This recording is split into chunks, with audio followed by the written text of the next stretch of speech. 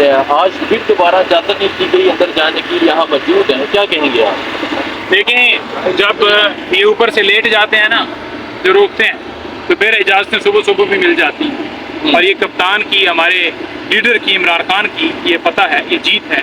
کہ ان کو ایک سٹیپ پیچھے ہٹنا پڑا۔ اگر تمہیں اتنا ہی تھا کہ ہمارے پاس لوگ نہیں ہیں یا ہمارے ساتھ لوگ نہیں ہیں یا عوام نہیں ہے، تو پھر کیوں کنٹینر لگائے؟ پھر کیوں پورے پاکستان کو آپ نے ایمرجنسی بنا دیا؟ پھر کیوں آپ نے رکاوٹیں ڈالی؟ پھر کیوں آپ نے یہاں پر کرفیو نافذ کر دیا؟ آپ کو پتہ چل گیا تھا کہ عوام کدھر کھڑی ہے، آپ کو پتہ چل گیا تھا کہ لوگ سمندر کی طرح نکل گئے، آپ کو پتہ چل گیا تھا، اور پھر آپ کو جانا پڑا ڈالا جیل میں، اور قیدی نمبر 804 کو جا کے ریکویسٹ کرنی پڑی کہ کسی صورت جو ہے آپ رکوائیں۔ ٹھیک ہے، اچھا، میں صبح جا کے قیدی 804 کے پاس منتیں کی گئی ہیں، مہربانی کر کے رکوا دیں۔ نہیں، صبح دیکھیں، صبح کی میں منتوں کی نہیں بات کر رہا، میں رات جو 11 بجے جو گئے جنہوں نے جا کر منتیں کی ہیں، میں ان کی بات کر رہا ہوں۔ وہ پوچھیں ذرا، وہ جو آپ کے گھر چھاپے مرواتے ہیں ان سے پوچھیں، ٹھیک ہے، جو آپ کے گھر پہنچ جاتے ہیں کہ حسنین جو ہے وہ کیوں جاتا ہے جا کر جلسے کی کوریج کر رہا ہے۔ اور دیکھیں،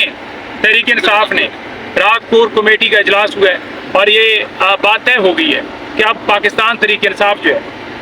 تمام کور کمیٹی اور جتنی لیڈرشپ ہے ان کی ذمہ داری ہوگی۔ ایک منٹ اس طرف آتے ہیں، مطلب کہا جاتا ہے کہ قیدی 804 کے پاس چلے جائیں، ہماری وہ جو ساری بیٹری ہے اس کے پاس ہے، تو قیدی 804 کے پاس رات کو جایا گیا ہے، اس کے بعد کہا گیا کہ مہربانی کریں لوگوں کو روک لیں، سمندر آ رہا ہے، اسی طرح ہوا ہے۔ دیکھیں،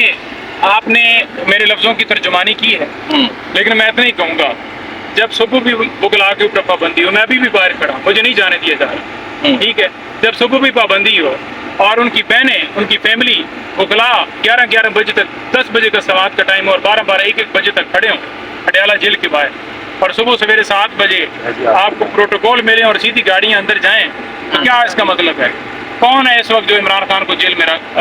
جس نے رکھا ہوا ہے؟ کون ہے جو پابندیاں لگاتا ہے؟ پھر اس نے پابندی ہٹائی ہے، کیوں اٹھائی ہے؟ کیوں آپ کو لیٹنا پڑا ہے؟ الحمدللہ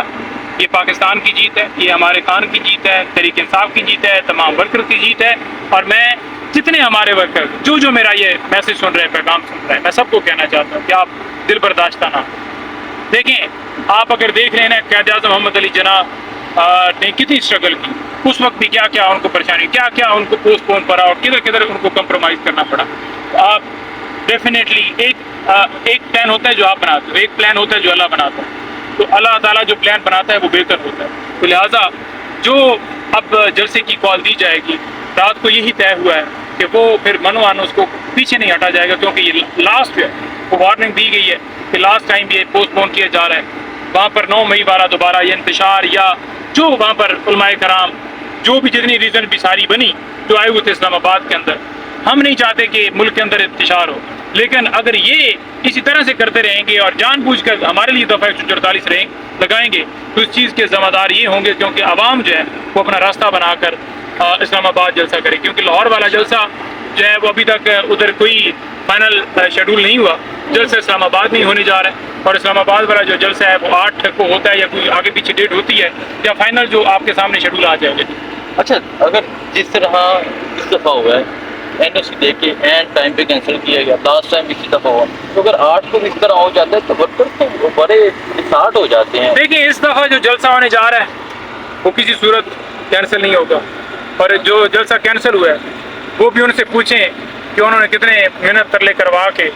اور رات کو پہنچے ہیں اور انہوں نے کال کروائی ہے، پوچھیں ان سے کہ جو پھر ڈر گئے خان سے، پھر ڈر گئے عوام سے، وہ پوچھیں ان سے، اور پھر خان صاحب کا فیصلہ ہے، خان صاحب نے اس میں فیصلہ دیا اور سارا۔ اچھا، نہیں، میں ادھر موجودہ صاحب نے بڑی لاجیکلی بات کی ہے کہ یہ